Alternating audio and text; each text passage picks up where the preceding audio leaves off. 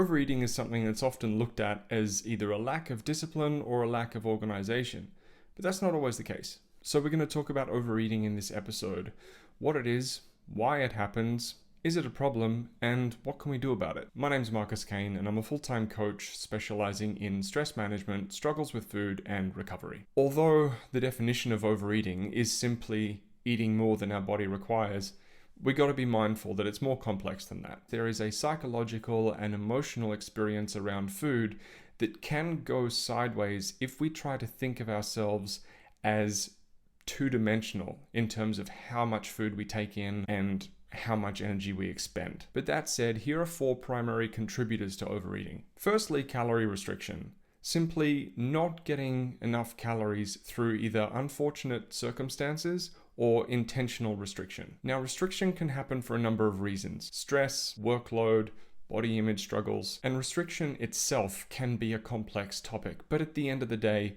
in terms of overeating, calorie restriction can lead to episodes of overeating. Our body picks up on the short supply of calories and starts to try and correct for that with increased urges, cravings, hunger cues, more thoughts about food, all that stuff. Secondly, overeating can happen as a response to difficult or distressing feelings. For a lot of us, food is a very simple way to create a window of relief from things like stress, lack of fulfillment, existential worries, the pressure of life. And if after a rough day you had the choice between finishing the tub of ice cream that's in the freezer or getting a shoulder rub from your celebrity crush while they listen attentively, I bet ice cream would rarely be the number one preference. But Daniel Craig and Salma Hayek are usually pretty busy, so yeah.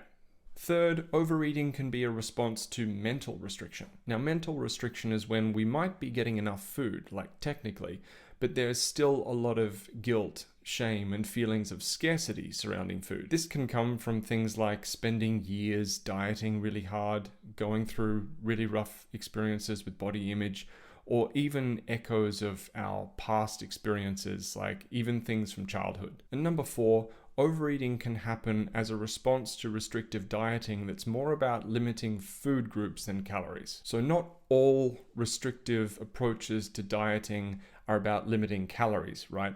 Some of them focus more on limiting food groups. So although a person might not be starving, the forbidden fruit theory starts to kick in. We want what we can't have, and then when we do end up eating a forbidden food for some reason, it's accompanied by a whole lot of feelings of guilt and shame and all or nothing thinking, like the good day, bad day, clean day, cheat day mentality starts to kick in.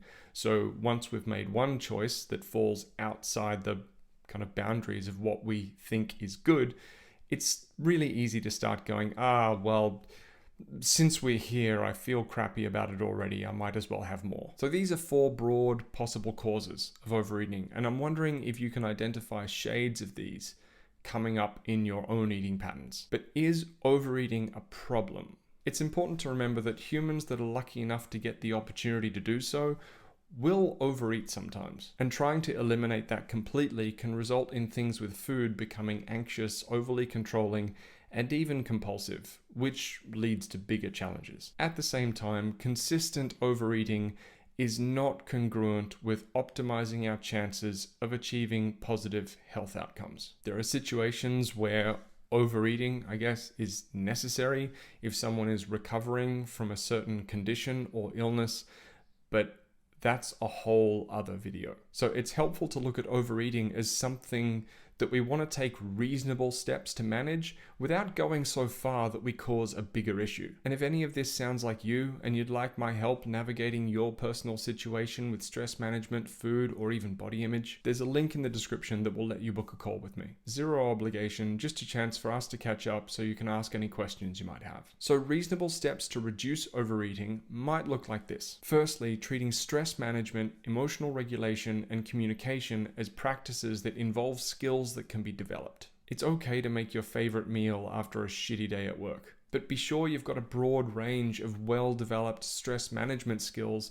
so that food isn't the go-to response for stress management and emotional regulation every time. Secondly, improving negative body image can be an essential hack with overcoming overeating. We all have the right to have preferences regarding our bodies and our appearance, but hating yourself, comparing yourself to others, allowing your whole identity to be wrapped up in your weight and physical appearance, that doesn't lead anywhere good. As I've mentioned in other videos, even if the goal is to change your physical appearance, hating yourself isn't the solution. Treating body neutrality as an ongoing practice doesn't mean that we can't take some reasonable steps towards change. But keep in mind, very few people succeed in hating themselves into being happy and healthy. And finally, be really mindful about where you get your information surrounding nutritional science. Anyone who's trying to frighten you into buying their book or using their supplements, get a second opinion. Thanks for joining me for this one. If you found it helpful, please subscribe and follow the link in the episode description if you'd like to book a call. My name's Marcus Kane. This was Strong Not Starving, and I'll see you next time.